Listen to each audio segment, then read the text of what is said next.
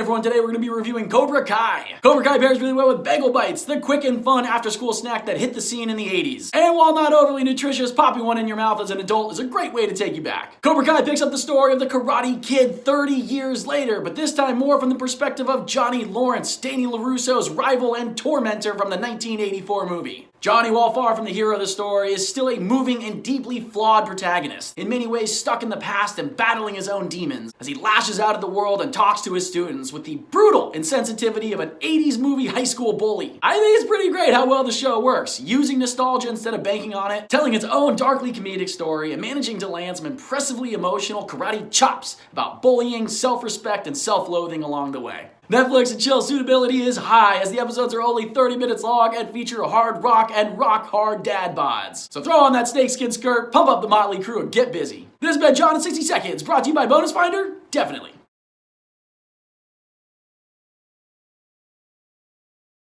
Hey everyone, today we're going to be reviewing Lupin. Lupin pairs really well with Café Gourmand, a French delicacy that pairs the pulse-pounding caffeination of coffee with the sweetness of a miniature pudding. Part heist flick, part revenge fantasy, part family-oriented redemption arc. The show actually follows the exploits of Hassan Diop, who styles himself after the eponymous Lupin as he stages high-stakes cons and capers, often robbing from the uber-rich who have built their wealth on misdeeds and criminal enterprises. And Lupin does a pretty decent job with the material, but I don't think I was ever blown away. Still, Omar Sy is amazing and magnetic as the lead rogue, and the episodes are all satisfying to varying degrees, right up until the season finale, which will give you one wallop of a cliffhanger hangover, which I have dubbed a cliff hangover. Netflix and chill suitability is dangerously high, because just look at that charming international bandit with a heart of gold. Even I had to take a few breaks to collect myself. I'm only human. Ces gens et ces soins ségumes que vous a été présenté par l'outil de research de bonus définite bon.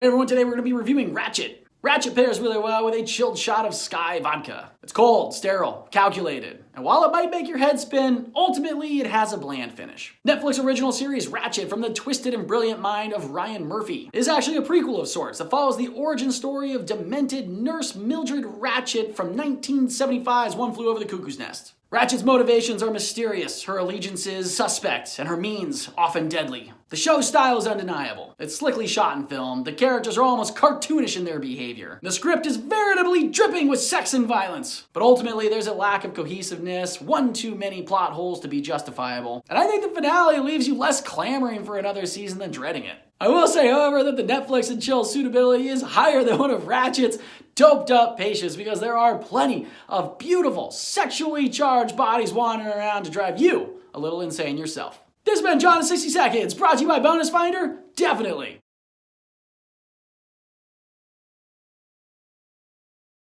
But when you see it there at Universal Studios, are you going to buy a bag? Hell yes you are! Umbrella Academy is an irreverent, offbeat, darkly comedic, and supremely weird family superhero show based off the comic book series of the same name. Superhero in this case being sandwiched between extremely sarcastic air quotes, because while the orphaned weirdos in this family certainly are super powered, they struggle with the hero part. Of course, that's all part of the fun as they rush to stop the impending apocalypse, and along the way learn what it means to love your family in spite of and sometimes because of their flaws. I'd say the show comes off as a little uneven, but overall extremely entertaining. It's got a lot of great characters, fun action sequences, pretty good special effects, and it never takes itself too seriously, so you shouldn't either. Netflix and chill suitability will be much higher if you and your partner are into some really weird stuff. Otherwise, just strap yourself in and enjoy the ride. This has been John in 60 Seconds, brought to you by BonusFinder, definitely.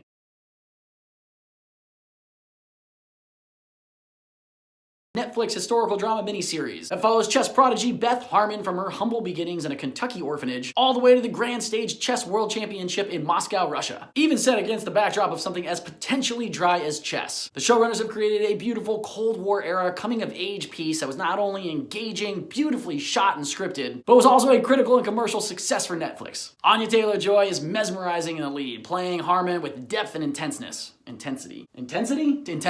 By the way, these guys are trying to get this show made since Honey, I Blew Up the Kid was in theaters. So let that be a lesson, never give up on your dreams. Netflix and chill suitability is mixed, because while many of the leads are extremely attractive, you may be too engrossed in the story to make a move. This has been John in 60 Seconds, brought to you by BonusFinder, definitely. They're actually paying me to do this!